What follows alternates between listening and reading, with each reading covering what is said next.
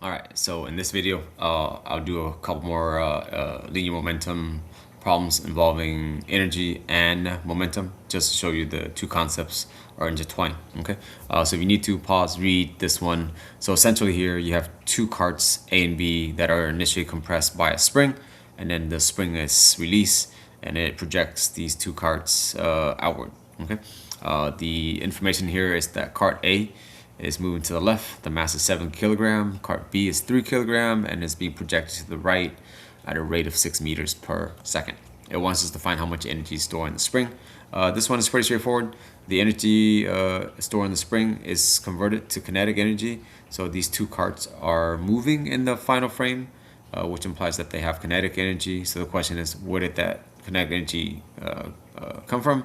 And that would be because there's energy stored in the spring and that got transferred into kinetic energy. Okay. All right. So I'm just going to make the statement: the potential energy that was stored in the spring was distributed to the two carts, and because the two carts are moving, each cart has its own kinetic energy. So here, PE spring is equal to KE F of cart A plus the final kinetic energy of cart B. I'm just going to go ahead and expand the function out for KE, which is just 1/2 mv squared. But if it's KEFA, then we need to use mass A and then the final velocity of A as well. And likewise with KEFB, we need to use mass of B and then the final velocity of B, or the final speed here of B, okay, because KE just involves speed. All right. So a bunch of information is given to us already, which makes this problem pretty straightforward.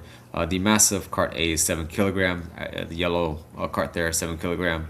However, once again, the diagram did not tell us how fast it is being projected to the left. So that is our unknown here in this particular statement. MB, once again, is given in the diagram as 3 kilograms. And in a sense, that is being shot to the right with a speed of 6 meters per second. So here 6 meters, and then I want to square that because the function for KE is V squared. All right. As you can see, really to finish this particular statement, you need to figure out what VFA is, right? We need to figure out how fast cart A is moving to the left after the spring is released. So by doing that, well, in order to do that, excuse me, we need to set up conservation of linear momentum. So initially, the two carts were compressed and it's not moving. Well, if the objects are not moving, then the momentum of the system must be 0 to start. Therefore, the final momentum must also be 0, which suggests that one must be shot to the right and one must be shot to the left, because the sum of those two vectors needs to equal to 0. Okay, so here in my work, I'm just going to say that the initial momentum of the system is 0 because cart A was not moving. Cart B was also not moving to start until the spring was released. However, in the final frame, though, you do have two objects moving. MA is moving to the left and B is moving to the right. So on the right side, I broke up my net momentum here into mass A times the velocity of A afterward plus MB times the velocity of B afterward. Okay. All right. Other than that, I'm just gonna plug in values. MA once again is given. VFAs are unknown. MB is 3. MFB is given to us as 6 meters per second and is pointing to the right, so that's going to be a positive value. So pay attention to the direction of your velocity vectors in these problems. All right. So in order to solve for VFA, I'm just going to go ahead and just do basic algebra here. 3 times 6 is 18. I'm just going to move to the other side. A positive 18, when you move to the other side of the equal sign, it changes sign, so it becomes negative 18. And then the right side just becomes, or the right side stays the same, which is 7 VFA. Okay, to find VFA, I'm just going to divide both sides by 7 kilograms. Excuse me. And if you do that correctly, you get a value of negative 2.57 meters per second. Well, the negative sign here suggests that the object is being shot to the left. So what I just found is the velocity. However, back to PE spring, I just need to know what the speed is. Okay, so even though it's moving left at 2.57, I don't really need the negative sign. I just need the 2.57 because I just need the scalar quantity. All right, so other than that, I'm just going to plug in VFA as 2.57. Don't forget to square it. And then if you simplify 1/2 times 3 times 6 square, that'll give you 54. And really here is just plug and chug. So if you do all this on your calculator, 1/2 times 7 times 2.57 square is going to give you about 23.12 joules plus the 54 joules for the KE of cart B afterwards. And if you just sum that up, and that's your answer, 77.12 joules. Okay, that's how you do it. So the big concept here is you have to know that PE is from the two kinetic energies in the final frame. And if you run into an unknown using conservation energy, then you need to set up your conservation of linear momentum and then wiggle your way through the problem. Okay, let's do the next one. The next one I think is a little harder. All right, so if you need to pause, read. So essentially here, you have two blocks, little m moving to the right with some velocity v, and that is given as 9.2, and it's gonna strike the block big M, which is initially at rest. And the problem says that it's perfectly elastic. Okay, so meaning momentum is conserved and also kinetic energy is conserved. And that this particular phrase is an important phrase because it allows us to set up these conditions that I'm about to do. All right, and it says here, just after the collision, the 4.4 kilogram recoils with a speed of 2.5 meters per second. So the speed is 2.5 meters per second, but the velocity is negative 2.5 because it recoil, meaning is moving leftward in this particular diagram, and left would be negative. Okay, so watch out for words like speed and words like velocity.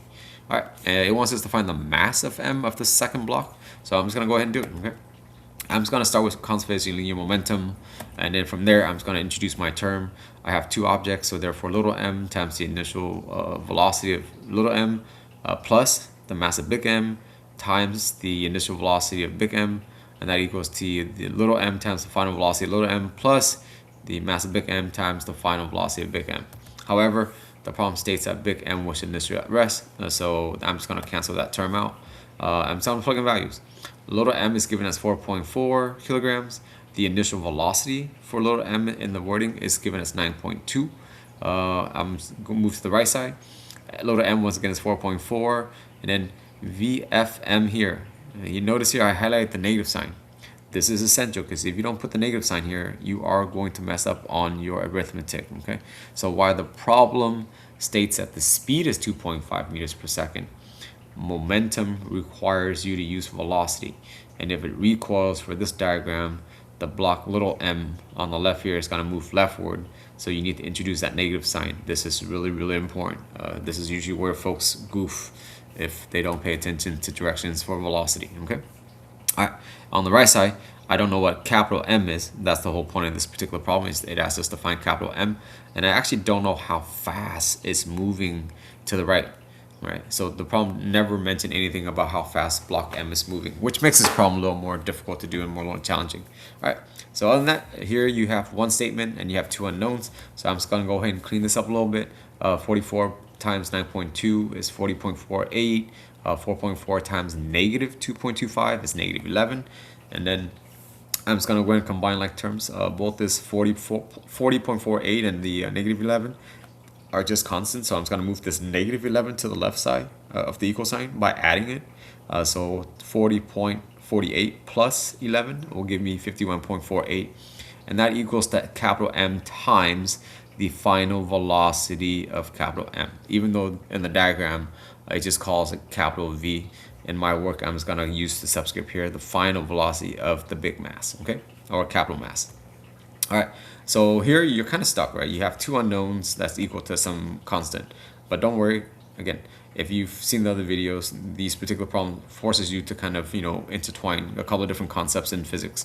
All right, so here I'm gonna go ahead and isolate for VFM. Now, if you're wondering, well, why do I isolate VFM?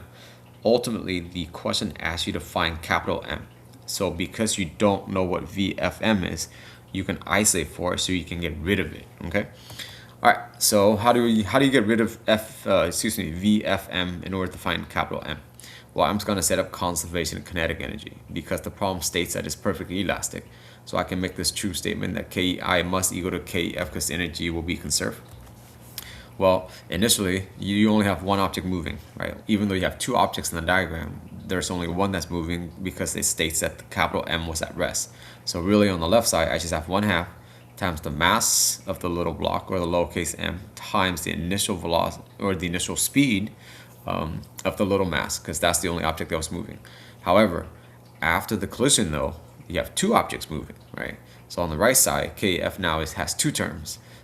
Little m is moving and also big M is moving, right? And so just make sure you introduce the right term, and other than that, I think the rest is just kind of whack.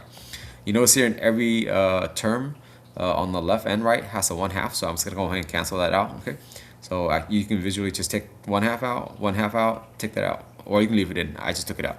Therefore, the only value that's left here is m, which is 4.4. V initial of the load m is given as 9.2. I'm going to square that. And then the mass of the load m is 4.4 again.